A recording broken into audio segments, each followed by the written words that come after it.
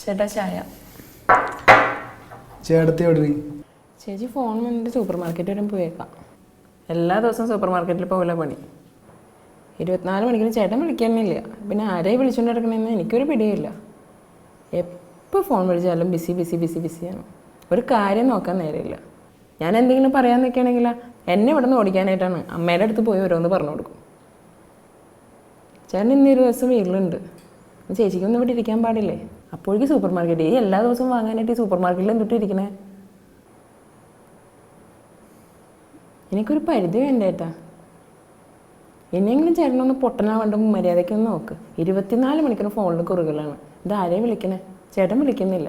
ഞാൻ പറയുമ്പോൾ അത് അമ്മ പറയും, അമ്മ ഇത് പോരെടുക്കാണ്. നിനക്ക് നിൻ്റെ വീട്ടിൽ പോയി നിന്നോട് തന്നെ ചോദിക്കണം. ഞാനല്ലാണ്ട് ഇത് ആരാ ചേട്ടനോട് വന്ന് പറഞ്ഞു തരണ്ടേ?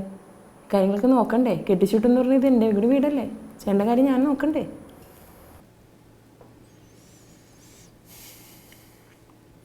ഞാനിവിടെ ഉള്ളതുകൊണ്ട് ഇതൊക്കെ അറിഞ്ഞു. എനിക്ക് ഓരോ കാര്യങ്ങൾ അറിയുമ്പോൾ സങ്കടം വരാ ചേട്ടൻ ഇങ്ങനെ പൊട്ടനാക്കണം കണ്ടിട്ട്. എല്ലാത്തിനും വളം വെച്ച് കൊടുക്കാനായിട്ടൊരു അമ്മയുണ്ടല്ലോ നമുക്ക്. ശരിക്കും ഇത് നമ്മുടെ അമ്മ തന്നെയാണോ? അവളിന്ന് ഇങ്ങോട്ട് വരട്ടെ, ബാക്കി ഞാൻ അപ്പം കൊടുക്കാം.